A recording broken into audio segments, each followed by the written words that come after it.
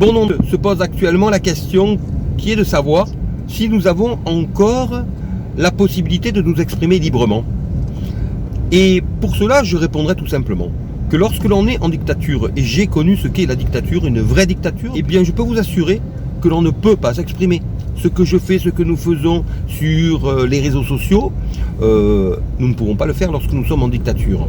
Donc, je vous réponds tout de suite, nous ne sommes pas en dictature.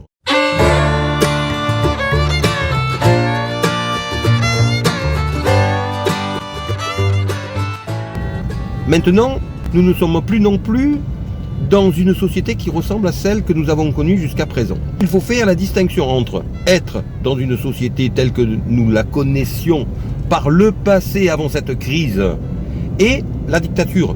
Nous sommes sur une pente qui est dangereuse. Cela ne veut pas dire que nous allons plonger automatiquement dans une dictature. Cela ne veut pas non plus dire que nous n'allons pas y plonger ou que nous ne risquons pas d'y plonger. Cela veut dire dans tous les cas que pour l'instant nous sommes encore dans un système qui nous permet de nous exprimer. S'exprimer peut parfois nous exposer à des conséquences et cela est justement le signe, mais dans tous les cas, une liberté d'expression totale n'a jamais existé, puisque d'une manière ou d'une autre, nous devons faire attention à ce que nous disons, au moins pour ne pas léser l'autre. Donc dans tous les cas, il n'est jamais possible de dire tout ce que nous voulons comme nous le voulons sans précaution. Donc pour ce qui concerne les personnes que je connais qui se posent la question de savoir si nous sommes en dictature, je vous le dis en tant que personne qui a connu ce qu'est une dictature et qui a enseigné malgré tout les tenants et les aboutissants de ce qui fait une dictature, nous ne sommes pas en dictature. Par contre, nous sommes toujours dans un pays où nous pouvons nous exprimer, mais par contre, il est vrai que nous vivons une dérive qu'il faut surveiller et dans laquelle il ne va pas falloir s'éterniser, car cela pourrait devenir dangereux et nul ne peut dire que l'histoire ne sera pas un recommencement. Nous avons connu dans notre histoire relativement récente des périodes où la liberté n'était plus de mise. Cela peut toujours revenir et donc il faut rester quand même vigilant.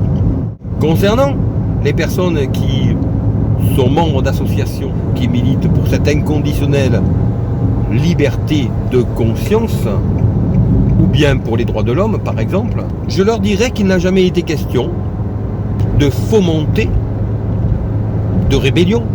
Dans ces différentes associations, nous apprenons à observer en silence, de manière à comprendre les choses, à comprendre ce qui se passe en prenant le temps, afin de par la suite savoir ce qui doit être fait en toute connaissance de cause. Mais dans tous les cas, nous apprenons que la précipitation n'apporte jamais rien de bon.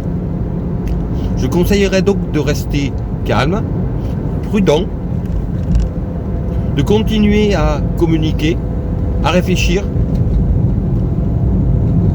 à rester vigilant en tant que veilleur de cette démocratie qui est si fragile, nous le voyons actuellement, et pour laquelle des personnes vigilantes, sensées, prudentes, calmes et réfléchies seront toujours plus nécessaires. J'ai dit ici ce qui me paraît essentiel de dire.